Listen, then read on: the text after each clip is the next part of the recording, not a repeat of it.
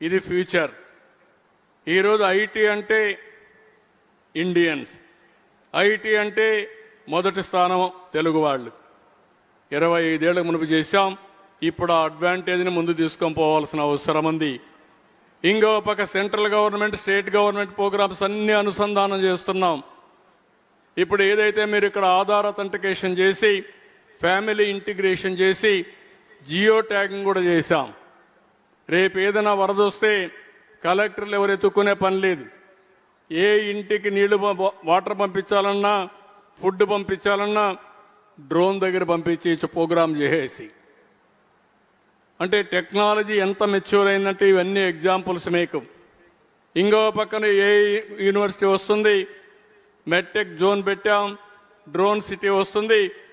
ఇక్కడ మీరు ఒకసారి చూస్తే వాట్సాప్ గవర్నెన్స్ ఇటీవల ఐటీ డిపార్ట్మెంట్ ఇనిషియేట్ చేసుకొని చేశారు. టుడే 503 సర్వీసుల్ని వాట్సాప్ గవర్నెన్స్లో ఇస్తున్నాం. ఆగస్టు 15కి 703 సర్వీసులు 100%. ఏ ఆఫీస్కి ఎవ్వరు పోయే పని లేదు, అన్ని వాట్సాప్లో ఉంటాయి. ఇది మీరు ఒకసారి చూస్తే ఎప్పుడూ జరగనటువంటి వినూత్నమైన ఆలోచన చేశాం. ఆ ఆలోచన ప్రకారం 703 సర్వీసులు ప్రొవైడ్ చేస్తాం. అంటే first of it's kind mobile first governance model in India. ప్రపంచంలో కూడా ఎవరన్నా చేశారో నాకు తెలియదు, కానీ మనది మాత్రం 100% చేసే అవకాశం వస్తుంది.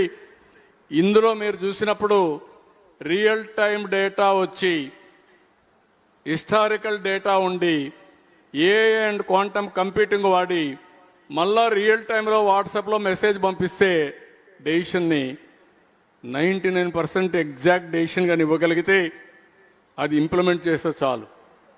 That is where I'm saying inspiring time అన్నాను. ఇంత మునుపు మనం అందరం చాలా కష్టపడిపోయేవాళ్ళం.